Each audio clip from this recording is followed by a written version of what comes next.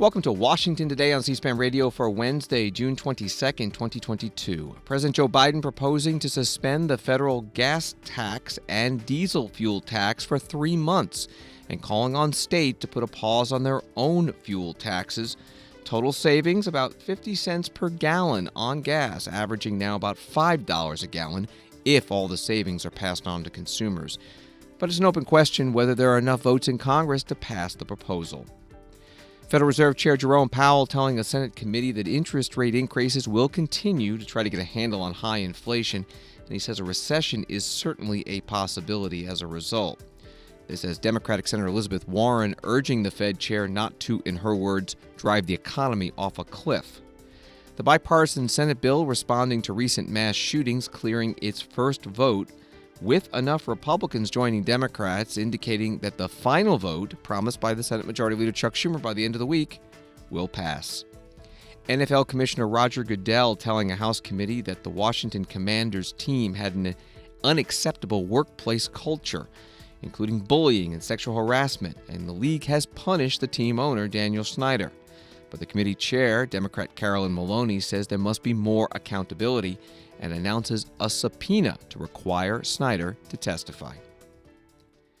We start with President Biden calling for suspending the federal excise tax on gasoline, that's 18.4 cents a gallon, and diesel, that's 24.4 cents a gallon. President also wanting states to suspend their own gas taxes or provide similar relief. President says that the savings passed on to consumers could reduce prices by about 50 cents a gallon. The president speaking at the Eisenhower Executive Office building next to the White House. Today I'm calling on Congress to suspend the federal gas tax for the next 90 days through the busy summer season, busy travel season. Here's what that means. Every time you go to the gas station to fill your tank, the federal government charges an 18-cent tax per gallon of gas that you purchase and a 24-cent tax per gallon of diesel you purchase. It's a tax that's been around for 90 years.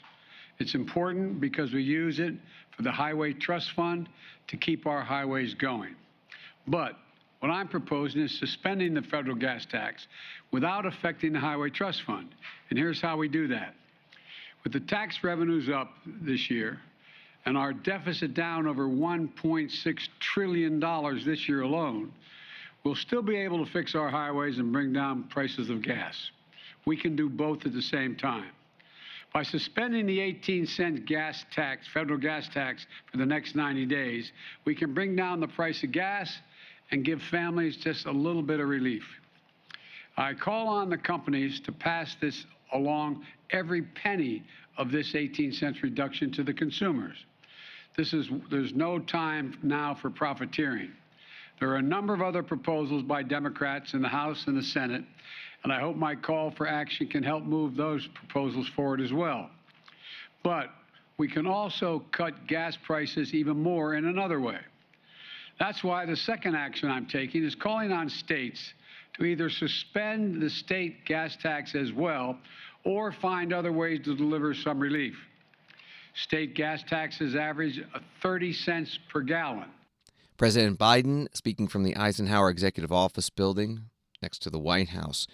During his remarks, he also took a shot at Republicans who are calling for more drilling of oil in the United States. We are setting records in terms of American energy production. We're supplementing that supply with a release from our oil reserves. So the issue isn't oil production alone. The problem is the refining of that oil into gas at the pump. During the pandemic, some oil and gas companies shut down refining facilities. Last week, I sent a letter to the CEOs of the largest oil refining companies asking them to work with my administration to bring refineries back online to get more gas to the pump at lower prices. The Secretary of Energy, Jennifer Granholm, and members of my team will be meeting with many of these refining companies tomorrow. And I hope they'll come up to the table with some real ideas and practical steps in the near term. And I'm prepared to act quickly and decisively on the recommendations if they make sense to address the immediate challenge in front of us and the American people. President Biden today, he also again said that the rising price of gas and diesel mainly blamed on Russian President Vladimir Putin's invasion of Ukraine, and he questioned whether Republicans who criticize that might have preferred having Putin's iron fist in Europe in order to have lower gas prices. On the federal gas tax suspension idea, Yahoo Finance senior columnist Rick Newman writing about this, he says there are 4 problems with it. In his words, he says the savings would be puny. The 18.4 cents a gallon equates to about $2.76 on a 15-gallon fill-up at $5 a gallon. He said it would also increase demand for gasoline, which could increase the price. He said it would take money from the Federal Highway Trust Fund, about $2 billion per month, although you heard the president say it would not hamper infrastructure projects because more money is coming in now to the federal coffers. The 4th thing, he said it's unlikely to pass. He writes, House Speaker Nancy Pelosi said in March she opposes a gas tax holiday. So does Senator Joe Manchin of West Virginia, who effectively wields a veto, given the Democrats' 1-vote majority in the Senate. Even Senator Tom Carper of Delaware, a close Biden ally, said on June 21st the gas tax holiday is short-sighted and inefficient. That from the Yahoo Finance columnist Rick Newman. Senator John Thune, Republican of South Dakota and the minority whip, telling reporters today the real solution to high energy prices is producing more energy. I just want to speak briefly about the president's current proposal, which is to suspend temporarily the gas tax. This is yet another example of this administration's failure on an issue that is fundamental to the American people, and that is the price they're paying for a gallon of gasoline. $5 is the national average right now. And what the administration, of course, is coming up with is yet another gimmick, another Band-Aid, and something they know is dead on arrival up here in Congress. The president knows it, Democrats know it up here, and I think from what we're told, they've conveyed that to him. So the question is, why do people at the White House continue to talk about ideas like these that are going nowhere? Why are they talking about tax rebates? Why are they talking about trying to convince other countries around the world to up their energy production when we have ample energy supplies right here in the United States? Instead, we're going hat in hand to these other countries around the world. Why is he continuing to talk about a gas tax holiday and tax rebates and all these things that don't treat the fundamental problem? And that is that we have taken American energy producers out of the game. All this administration has to do is get these energy producers off the sidelines, back in the game, start increasing American energy production, American energy supplies. It'll start meeting demand, and gas prices will start coming down. That's the formula. The president and his policies have contributed to where we are today. It's as simple as that, and they can fix it, but they've got to start focusing on the real problem and not on gimmicks that they know are going nowhere. Senator John Thune, Republican, at a news conference with other Senate Republican leaders. The Senate Democratic leadership also holding a news conference, a separate news conference, and the Majority Leader Chuck Schumer getting questions about the fuel tax suspension. I wanted to ask you about the gas tax holiday that President Biden's going to ask Congress for. Do you support that, or what do you think Congress should do to curb inflation? Well, first, Senate Democrats tried to pass it recently, and it was blocked by Republicans. I believe the most important thing we can do to lower gas prices is crack down on big oil's manipulation of the oil markets. The cost of getting the oil out of the ground has not increased, but the price of oil has dramatically increased, and the oil companies, and there are 4 major ones, we don't have much competition, are manipulating the market. Now, we have legislation to do that, and we're going to focus on that issue.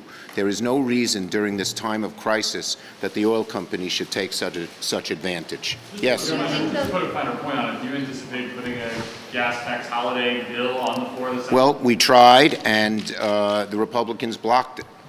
Senator Chuck Schumer, Democrat from New York, Majority Leader, a news conference with other Senate Democratic leaders today on Capitol Hill. AAA says a gallon of gasoline across the United States averaging today $4.96. The costliest state is California, $6.37 average per gallon.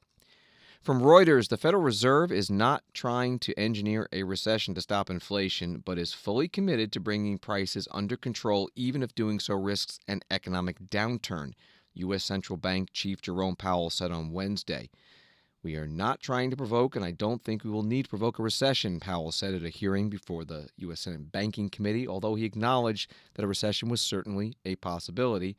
And events in the last few months around the world had made it more difficult to reduce inflation without causing one. That was from Reuters. Here's a portion of the hearing. Senator Elizabeth Warren, Democrat from Massachusetts, questioning the Fed Chair Jerome Powell about interest rate hikes, inflation, the risk of recession, the cost of gas, and the cost of food. Price of gas is up 40% since Russia invaded Ukraine in February. Chair Powell, will gas prices go down as a result of your interest rate increase? I would not think so, no. Okay. That matters because gas prices are one of the single biggest drivers of inflation. Energy prices overall drove a third of the inflation last month, but the Fed's tools, as you say, have no impact here. So let's look at another necessity, food. Price of groceries is up nearly 12% this year. Americans feel the pinch. No matter how much groceries cost, people still got to eat. Chair Powell, will the Fed's interest rate increases bring food prices down for families? I wouldn't say so, no. Okay. So a Fed increase won't bring down these prices. And why? Because rate hikes won't make Vladimir Putin turn his tanks around and leave Ukraine. Rate hikes won't break up monopolies. Rate hikes won't straighten out the supply chain or speed up ships or stop a virus that is still causing lockdowns in some parts of the world. So let's talk about what interest rate increases can do. Chair Powell, you said last week that interest rate increases, quote, moderate demand. Can you just explain a little more about what that means? Sure. So we think about interest rate increases as affecting financial conditions and then the economy through three broad channels, the first of which is interest-sensitive spending. So that's durable goods and automobiles and things like that. So interest rates go up, people's demand for as a result of higher interest rates will moderate or decline so that supply and demand can get into better balance. The second channel is just asset prices generally. Interest rates, as they go up, will cause asset prices to moderate across the economy, and people spend a little bit less out of their lower level of wealth. The third channel is the exchange rate, which is really just another asset price, and that just basically as the dollar strengthens. As rates go up, the dollar would strengthen, which would tend to drive. So I appreciate this, and I do appreciate the explanation, but let me just see if I can just put a little more plain vanilla explanation of what's going on here. If I understand what you've said and what economists are saying across the board is that when you raise interest rate, there's going to be less money to invest, and that is, it's going to dampen business investment. Is that a fair statement? I think the idea is to moderate demand to invest so that it can be in better balance with supply. And so the current situation, demand is well in excess of supply in some areas of our economy. More expensive to invest, which in turn is going to throw workers out of work. And when they're out of work, they have less money to spend. So I get that rate increases stop companies from spending money to build new plants or to buy new trucks or to hire new people, right, Chair Powell? When money's more expensive, they're less inclined to do that. I think that's what you just said on asset pricing, right? Well, in the labor market, you have, as you know, you have a situation where there's a shortage of workers, and there are two job vacancies for every person who's actively looking for work. So part of this is to get the labor market back into balance. Well, I appreciate you call it back into balance. What I'm trying to get at, though, is what does the tool of raising rates do?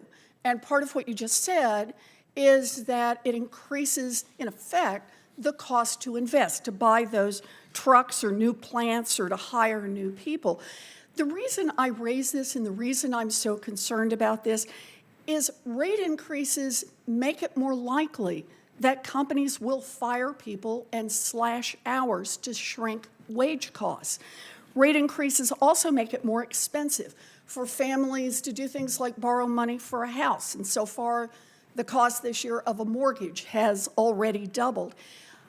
Inflation is like an illness, and the medicine needs to be tailored to the specific problem. Otherwise, you could make things a lot worse. Senator Elizabeth Warren, Democrat, questioning the Federal Reserve Chair Jerome Powell at today's hearing held by the Senate Banking, Housing, and Urban Affairs Committee. Also questioning the Fed Chair, Republican Senator John Kennedy of Louisiana. He talked as well about inflation, asking what advice the chair would have for Congress on action it should take or not take. Inflation is hitting my people so hard they're coughing up bones. I don't care what the inflation is in other parts of the country, of the world. I'm sorry they're having inflation in other parts of the world, but them in misery doesn't make my people feel better. They're still miserable. Inflation is hitting people so hard, they're coughing up bones. It's the highest in 40 years. Our national debt is greater than our national output. Crime's up, the border's open, respect for institutions is way down, and 70% of the American people think we're headed in the wrong direction. Now, we got a hell of a mess. And right now, you're the most powerful man in the United States, maybe in the world. We've got to get, President Biden, I don't blame him. I understand politics. He keeps saying, well, your 401k has crashed and gas has gone from $2 to $5 a gallon because the economy's so good. And the American people know that's not true. Now, other than relieving regulatory burden, let me put it in the form of a question. What if the United States Congress said, look, we've got a budget. We're going to freeze spending. We're going to stop injecting more money into the economy. We're going to freeze spending until Powell can get control on the demand side. Would that help? You know, I feel like giving you advice on what to do when I'm asking we're not for it. getting I welcome it. we're not getting our own job done. I feel like maybe a better thing to do would be for us to get our house in order and do the job you've assigned us. Well, let me put it another way. Let's suppose, forget about Congress. Let's suppose that every governor in every state and every legislature in every state got together tomorrow and said, I know it's not likely to happen, and said, we are going to freeze our budgets. We're not going to spend a penny more than's already budgeted. Would that help? Would it help? Sir? Would it help with? Would it help reduce inflation? It would depend on, it might, but I mean, it would take, I'm giving you, I'm scoring fiscal policy. Well, I understand I'm really you're being reluctant to do careful, it. but Mr. Chairman, the United States Congress, in addition to its regular budget, has spent $7 trillion. I'm not saying all of it was unnecessary. On top of that, the Fed's increased its balance sheet from $1.5 trillion to $9 trillion. $9 trillion. I know you're cutting it back, but we've injected all of this money into the economy, and then people go, well, we have inflation. Duh. Give me some help here. Tell me what we can do. I'm really focused on what we can do, which is shrink our balance sheet and raise interest rates and get supply and demand back into alignment and get inflation back down to 2%. Jerome Powell, the Federal Reserve Chairman, questioned by Republican Senator John Kennedy at today's hearing of the Banking, Housing, and Urban Affairs Committee. It's part of the Fed Chair's semi-annual monetary report to Congress. And on Thursday, he'll be before the House Financial Services Committee. We'll cover it live on C-SPAN Radio, 10 a.m. Eastern. It'll also be on C-SPAN 3 television, and you can watch anywhere on the C-SPAN Now video app or listen on your smart speaker. Say play C-SPAN Radio. Wall Street today, the Dow down 47, NASDAQ down 16, S&P down 4. A Senate bipartisan bill designed to keep down the cost of insulin unveiled today. The sponsors are Senator Jeanne Shaheen, Democrat of New Hampshire, and Senator Susan Collins, Republican from Maine. The bill would cap costs to patients to $35 a month for those with insurance, either private or Medicare, and it would streamline the previous authorization requirements to get insurers to help pay for the insulin. The Senate Majority Leader Chuck Schumer promising to bring it up for a vote in the Senate soon. Another bipartisan bill in the Senate, this one on gun safety, responding to the mass shootings in Buffalo, New York, and Uvalde, Texas, that left 31 people dead, including 19 children, had its first test vote Tuesday night. It passed 64-14, with 14 Republicans joining all 50 members of the Senate Democratic Caucus in support. It was only a procedural vote. It's a clear sign, though, there are enough votes there to get it through the Senate. And Senator Schumer today promising the bill will pass by the end of this week. Yesterday, Democratic and Republican negotiators at long last released what the nation has been waiting for a very long time, a gun safety bill that can be described with 3 words: common sense, bipartisan, life-saving. As the author of the Brady background checks bill, the last major gun safety bill which passed in 1994, I am pleased Congress is on the path to take meaningful action to address gun violence for the first time in nearly 30 years. The bill is real progress. It will save lives. And it is my intention to make sure the Senate passes this bill before the end of the week. Last night, the process to quickly pass gun safety legislation formally began here on the floor after 64 senators agreed to get on the bill. Let me emphasize that number again. 64 members came together last night to move forward, an unmistakable sign of the broad support and momentum behind this bill. That's good news for American families and American communities that have waited for years to see real progress against gun violence. Once again, it is my intention now to keep the process moving quickly and secure final passage before the week's end. The Senate Majority Leader Chuck Schumer, Democrat on the Senate floor. One of the 14 Republican senators that voted to bring up the bipartisan gun safety bill Tuesday night was the Senate Minority Leader Mitch McConnell of Kentucky. Today on the Senate floor, he explained why. Throughout recent years, our Democratic colleagues have indicated they were not interested in substantial legislation to create safer communities if they didn't get to take massive bites out of the Second Amendment in the process. There have been attempts at bipartisan talks after horrible incidences in the past, but they fell apart when Democrats would not sign on to anything that did not roll back the Bill of Rights for law-abiding Americans. Well, this time is different. This time, the Democrats came our way and agreed to advance some common sense solutions without rolling back rights for law-abiding citizens. The result is a product I'm proud to support.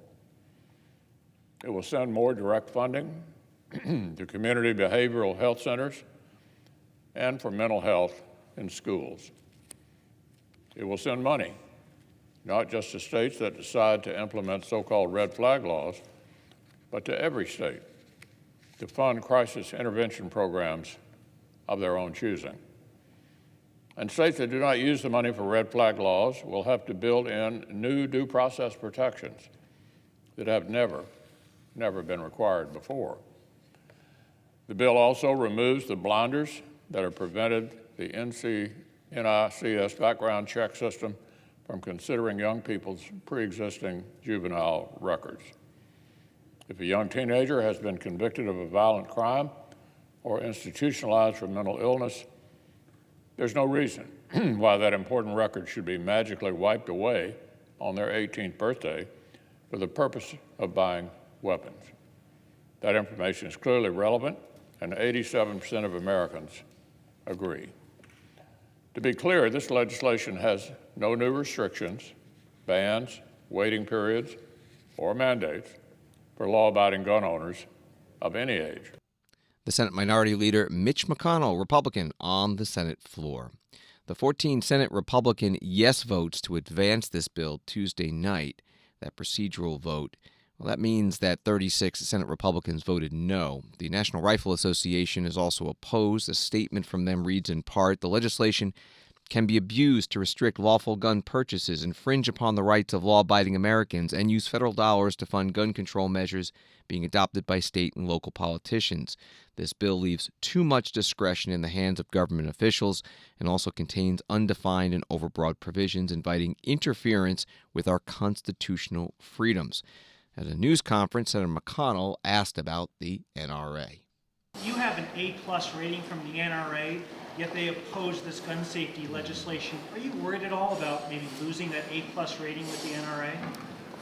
What I'm mainly concerned about is dealing with the issues that have been brought to the fore by these mass shootings, which are directly related to school safety and mental health.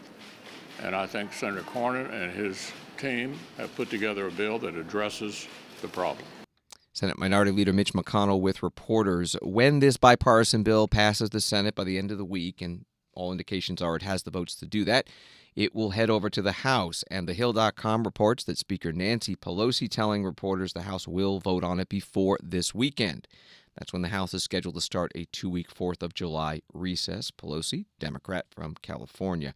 TheHill.com also has this. The top two Republicans in the House, Minority Leader Kevin McCarthy of California and Minority Whip Steve Scalise of Louisiana, plan to vote against the Senate's bipartisan gun bill. McCarthy and Scalise told House Republican members during a conference meeting Wednesday they plan to vote against the bill, according to GOP leadership aides.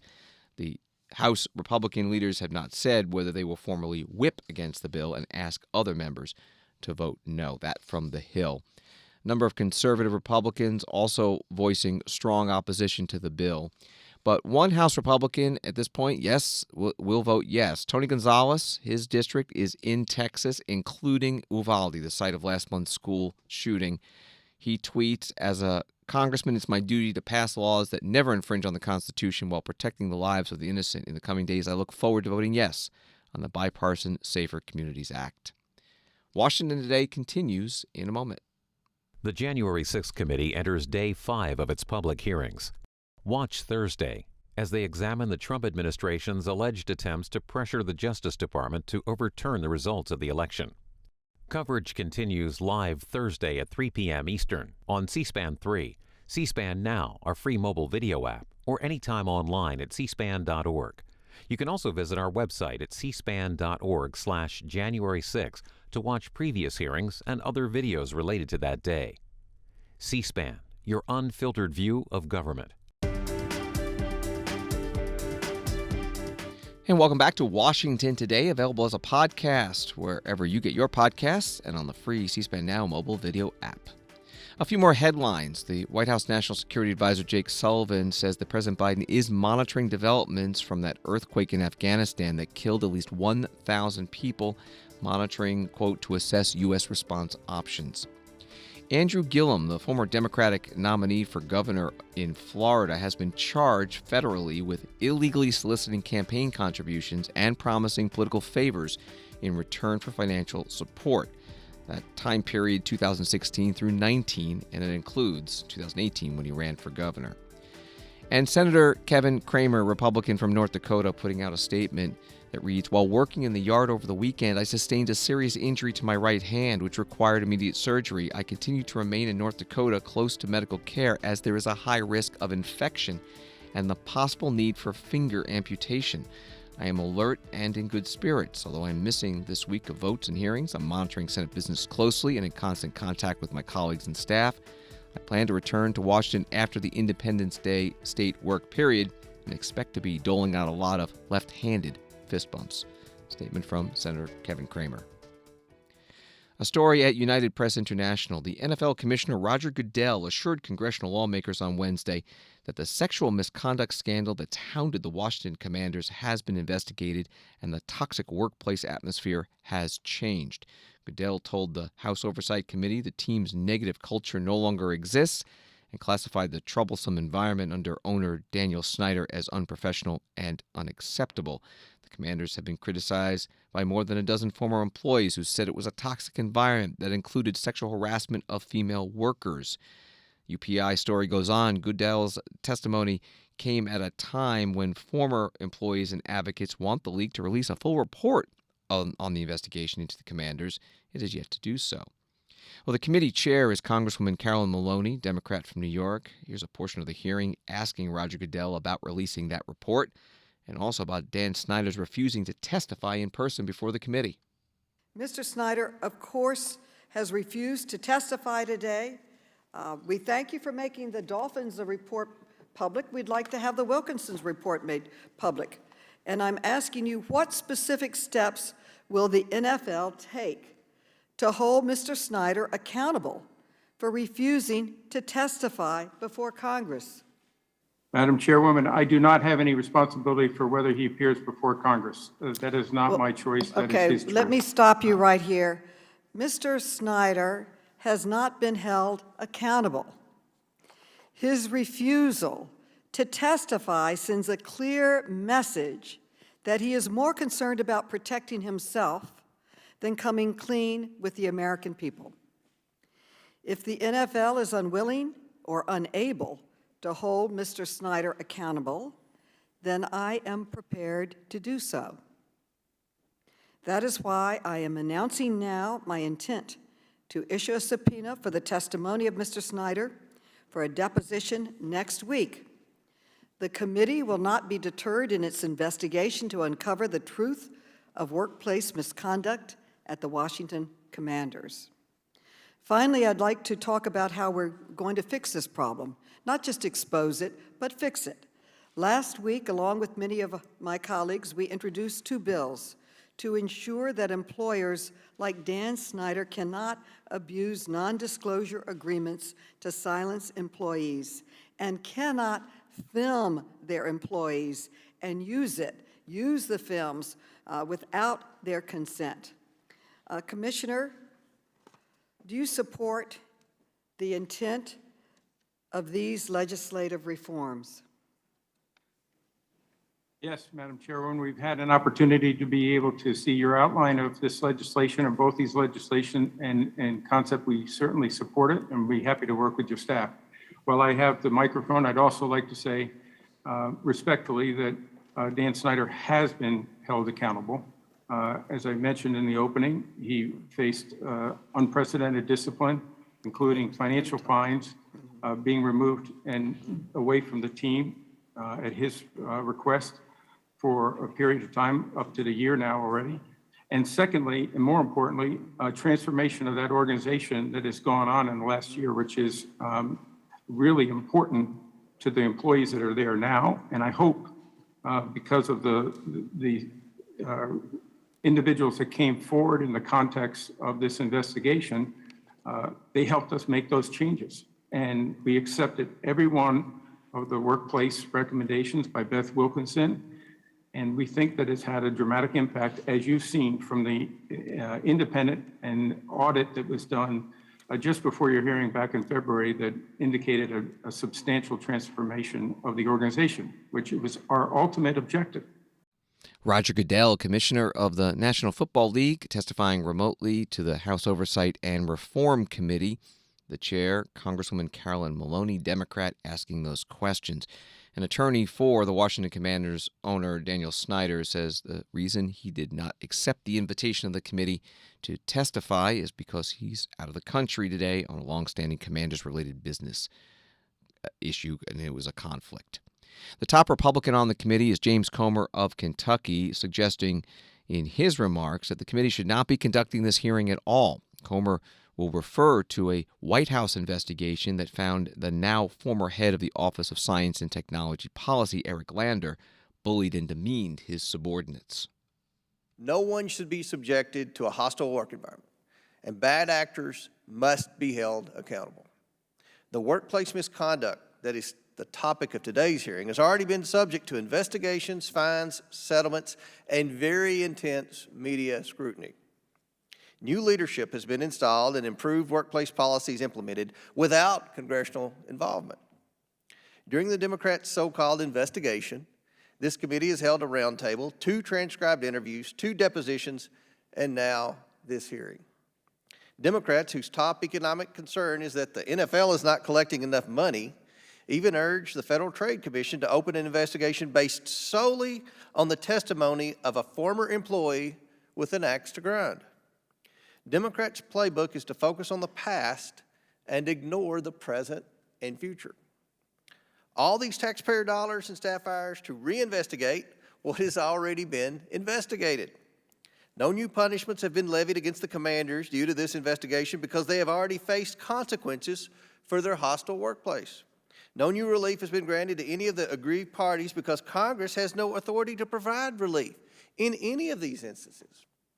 No additional workplace improvements have been made due to this investigation because, unlike at the Office of Science and Technology Policy, the workplace overhaul has already begun. I would ask why Congress must tackle the NFL football team's workplace and not a White House office or our own members, but I think we know the answer. Democrats are more committed to politics than our committee's mission. Our committee's mission is government efficiency and effectiveness. Our committee's mission is to protect taxpayer dollars from government fraud, waste, and mismanagement. Our committee's mission is to hold government more accountable. Republican Congressman James Comer. More in today's House hearing with the NFL Commissioner Roger Goodell testifying about the Washington Commanders' workplace environment described as toxic. We're joined on the phone by Chris Chaffin, roll call reporter who covers Capitol Hill and Congress. Thanks for being with us.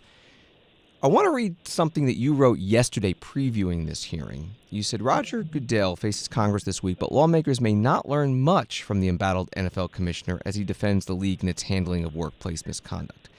Well, now that the hearing has happened, how did it turn out? Well, there were some things that we expected and some things that we didn't expect, and there were some things in between, I suppose.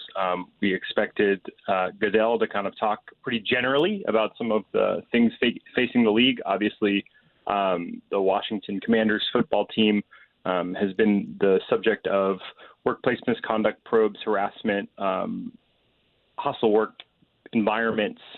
There's two investigations, one that was completed by the NFL, a second one that's ongoing. The committee really wants to get its hands on that first report, authored by Beth Wilkinson, and Goodell has not agreed to turn it over. The NFL has not agreed to turn it over yet. And we did not hear him agree to turn it over today. Now, he voluntarily appeared in front of the committee. However, the Washington Commanders owner, Daniel Snyder, who declined the committee's invitation, we saw today, or we heard today, that Carolyn Maloney, the chairwoman of the Oversight Committee, announced that she intends to issue a subpoena to compel Daniel Snyder to testify. So that was something that I didn't expect it necessarily, but it's well within Oversight's power to do so. Did the committee chair indicate what she would want to ask Daniel Snyder if he were there? The committee has always wanted to uncover the truth about the workplace misconduct at the Washington Commanders football team. In February, there was a roundtable where former employees, some even unveiled or revealed new allegations against Snyder. And so they want to know more about what's going on in Snyder's team. And what they hope to find out is kind of more about this harassment, this culture of hostility at the Commanders football team. And so they think that Snyder himself can provide some of those answers. There was a point in the hearing when a member of Congress asked Roger Goodell whether he would remove Daniel Snyder as team owner. How did that play out? Yeah, so that was Rashida Tlaib, I believe, correct? Mm-hmm. Yes. And he said that he didn't have the power to do so, although she believed he did. Now, Roger Goodell is appointed or chosen by the owners to be the commissioner of the league. And so there's certainly some power dynamic there where he is ultimately the spokesperson for the owners of the team in some ways, for the teams in some ways. And so I think it would ultimately be up to the owners to decide whether an owner would be removed. I'm not 100% sure on how that would break down, but it would require a significant number of owners to agree to that, I believe. That's a little bit outside of my understanding. We're talking with roll call reporter Chris Chaffin. Republicans on the committee, many of them questioning why today's hearing is even taking place. What arguments did they make, and how did the committee's Democratic leadership respond? Right. So Republicans on the committee have argued for some time that Congress shouldn't be looking into the team and the league in the first place. They argue that it's a private entity and that the committee should turn its attention elsewhere. They brought up some of the inflationary issues that are facing the United States. They turned the attention to Biden. Ranking member James Comer several times kind of pointed out some of the issues the country faces when it comes to gas prices and things like that, and suggested that the committee turn its attention to those issues. However,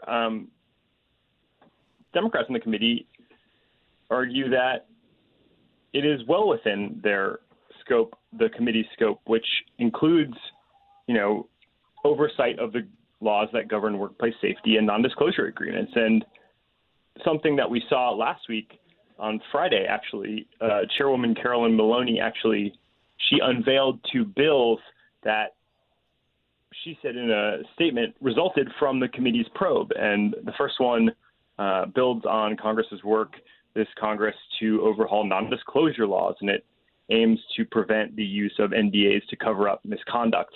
And the second bill that she unveiled was one that would create rules preventing employers from sharing photos without permission. In that round table back in February, football team employees accused other people within the football team organization of surreptitiously taking nude cheerleader photos at shoots and sharing them around in the office. And so the idea, Maloney said, was that it would be, as lawmakers, they must use legislative powers to protect employees from misconduct like this and use the football team as an example. Chris Chaffin is a roll call reporter covering Capitol Hill and Congress. Find his stories at rollcall.com, and on Twitter he is at Reporter Cioffi, Cioffi. Thank you so much. Thank you. And we've got the full hearing with the NFL Commissioner Roger Goodell before the House Oversight and Reform Committee at our website, archived, cspan.org. The 50th anniversary of Title IX is tomorrow. Title IX is the 1972 law that prohibits sex discrimination in all federally funded education programs, including sports. Today, First Lady Jill Biden joining professional tennis legend and advocate Billie Jean King and Maya Mosley, an All-American track star, is heading to the University of Maryland at the Capital One Arena in Washington for a celebration of Title IX. Also the 10th anniversary of the U.S. State Department and ESPNW Global Sports Mentoring Program. Here's the First Lady. Here in the United States, millions of girls have grown up able to play sports, to build self-reliance and self-esteem, to learn teamwork and leadership.